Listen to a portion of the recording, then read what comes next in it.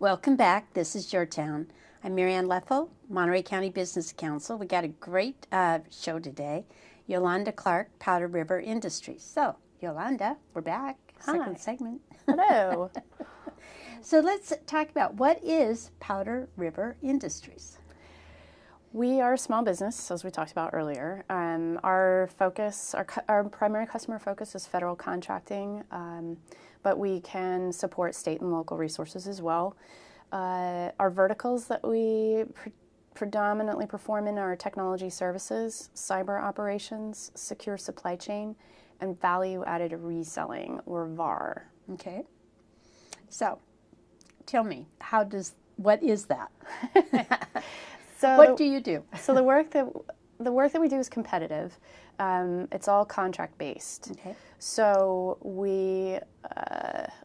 there's a life cycle to acquisitions. It's pretty much on a 5-year cycle, from requirements identification to funding to competition to award of contract and then the start of the contract.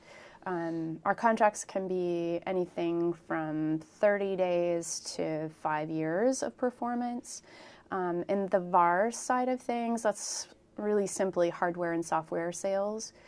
So those can be really fast. A software license, a customer could request that and have it within 24 hours because it's just a matter of getting the right code to download the software that they're looking for.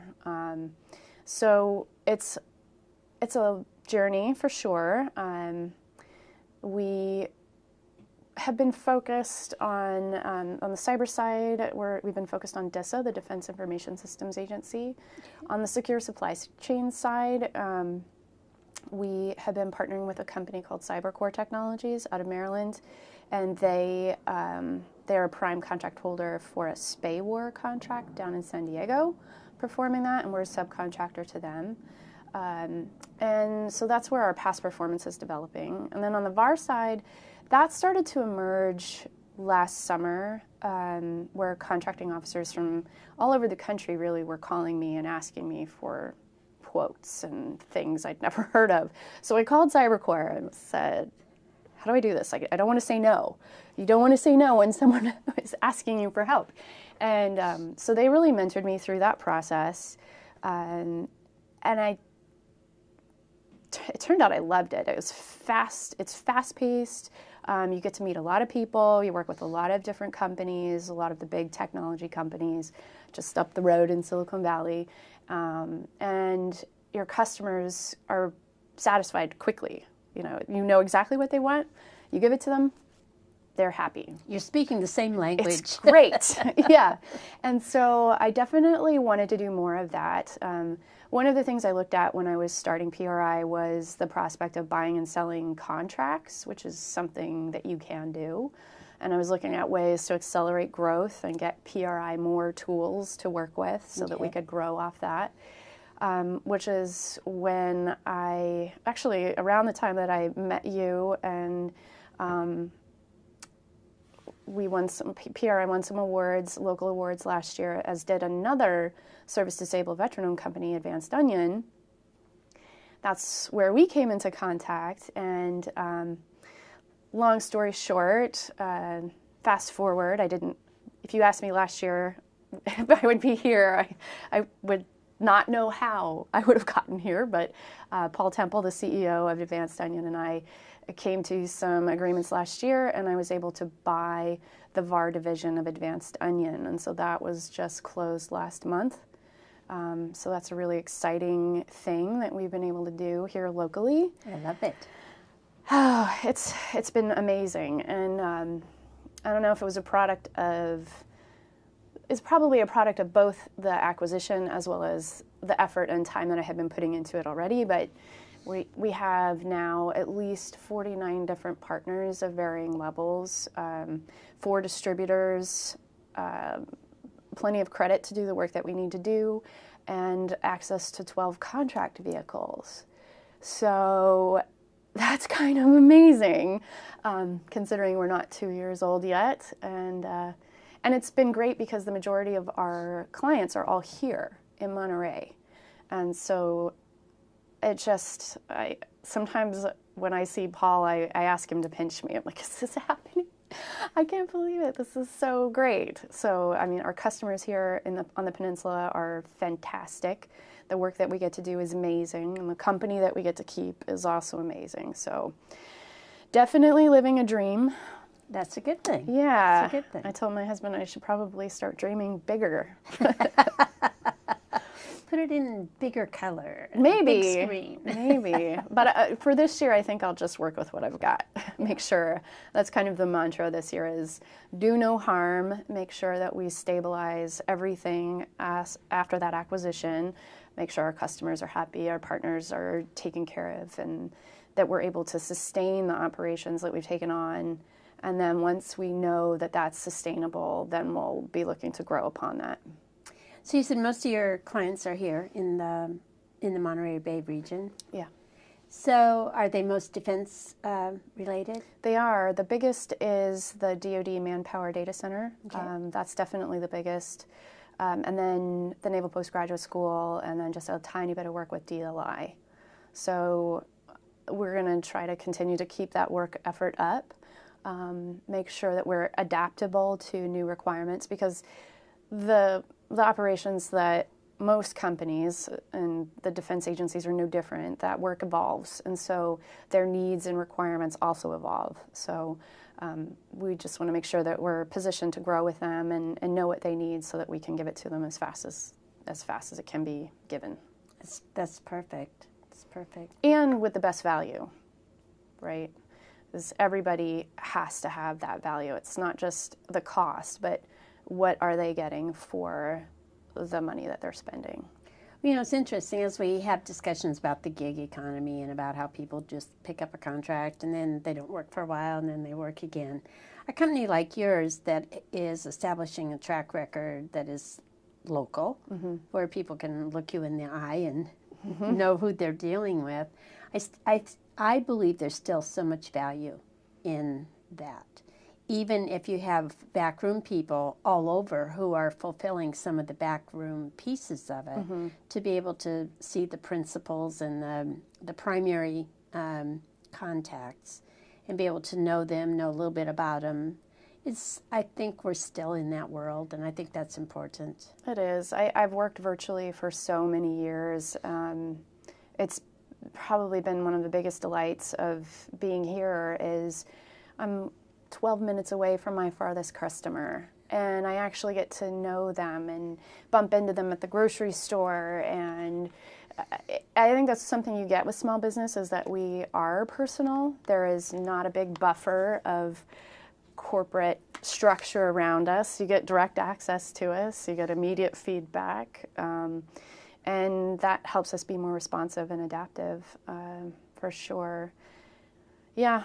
And the gig economy, there's some of that with defense contracting, but really what I'm trying to build with PRI is a sustainable business base. A relationship. Relationships and planning, doing the financial forecasting and paying attention to the acquisition cycles so that we can take care of our people, have long-lasting, enduring relationships with our customers, our partners, our employees, and continue to provide that adaptive, relevant, high-quality service. No, I think it's important, and I think when we see the issues that have come about with, and I'm not going to get political on this, but with fake news and with people putting information that is misinformation into systems, it helps so much to be able to look at somebody and know this is the person I'm dealing with. They're for real.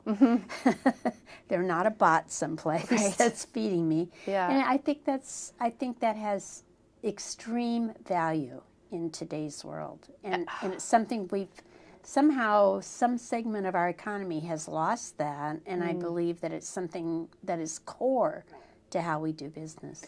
It's interesting that you bring that up. That's really timely. It's a topic that we spend a lot of time thinking about in the cyberspace. There's actually a conference coming up here in Monterey on the 19th and 20th. It's called the Insider Threat Conference. It's going to be at the Marriott. I went to one segment of the first one they had, and it was great. This year's going to be a pretty exciting conference. The keynote speaker was Snowden's boss at Booz Allen Hamilton. So if there was ever an insider threat, he might, I mean, he's certainly the biggest in our lifetime that we know about. So it'll be a really exciting conference to listen to Steve speak, as well as some of the other speakers talking about exactly that. How do you know? How do you know financially, digitally? I mean, there's not a lot of substitute for being able to reach out and touch someone, but that's not the world we live in. And it's wonderful when we get that opportunity, but how do you defend your business? How do you defend your operations? That's going to be a really interesting topic next month, and a great opportunity for anybody who's interested locally or even who wants to travel in to get to talk to a lot of different companies working on a lot of different pieces of that. I think it's fabulous, and I love it that Paul has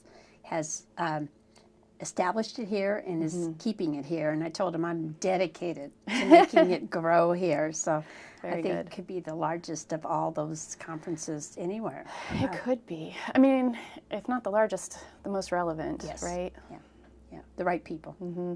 It's that's really the key, is to having the right people in the room. Yeah. So let's talk a little bit about how you got to Monterey, because the military, right? Yeah. Yep.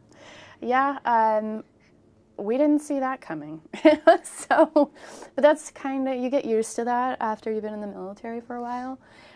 So I was active duty myself for a number of years and have stayed in the reserves ever since, but my spouse is still active duty. So we were actually stationed in Hawaii at the Marine Corps Base Headquarters, and got orders to the Naval Postgraduate School. Where is that? Let's Google that. Monterey, California. Wow, I hear it's nice there. So it's another curveball the military life sends you. So we just started planning and scrambling around how to make it work in Monterey. And so I don't remember how soon we got our orders, but we started leaning in, and that really was one of the triggers for me to start PRI, was knowing where we were going to be, figuring out where to put my flag for the headquarters, like what makes sense when you're a military spouse and you're constantly moving around. But you and I talked about that, and then that's, you can look at it as a challenge, or you can look at it as a strength. I think it's a huge opportunity. It is. A strength.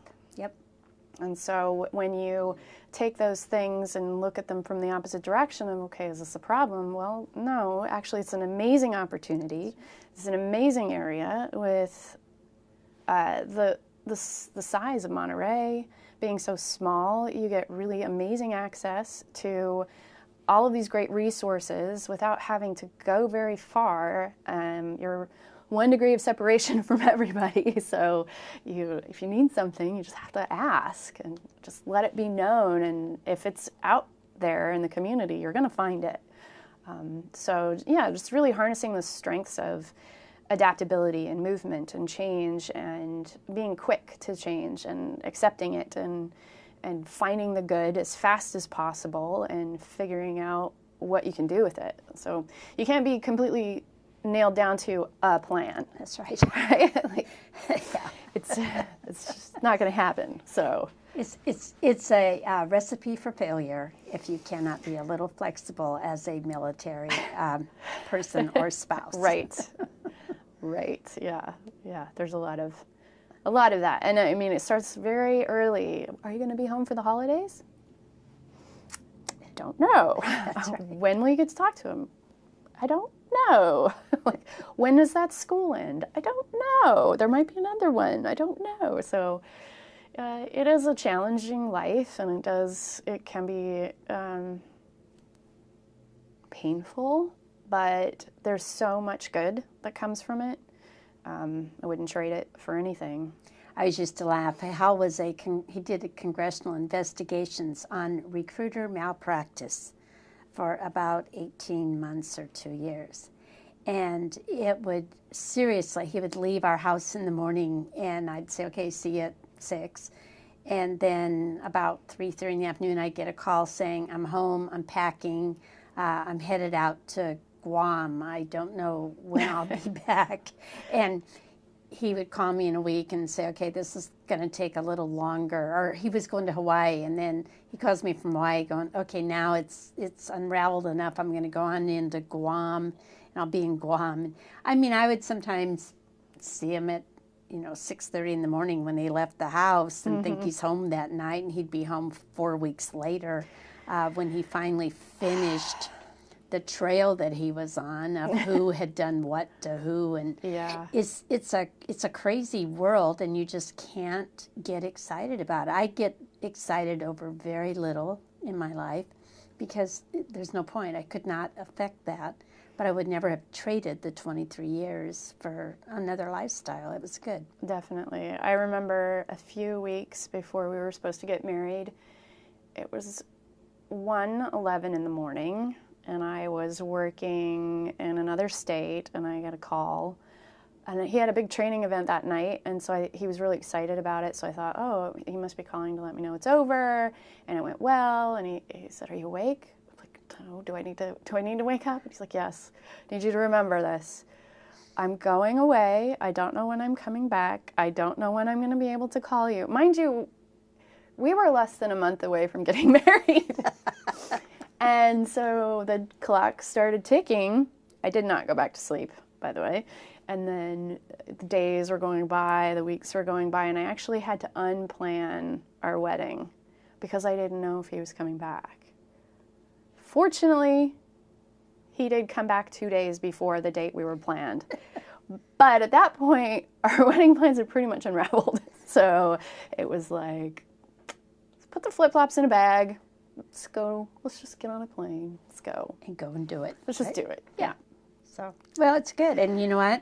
It makes you stronger for it. And this, those are good stories. Yes, yes. It's hard to top that. Yeah, it's we've all got some of those little battle scars and stories, and most people can't even relate to it, so it's good. True. So we're going to come back in a minute, and we're going to talk about workforce, because I wanted to chat about workforce. So, your town, this is your town, and I'm Marianne Leffel. Don't go away. We'll be back in a minute.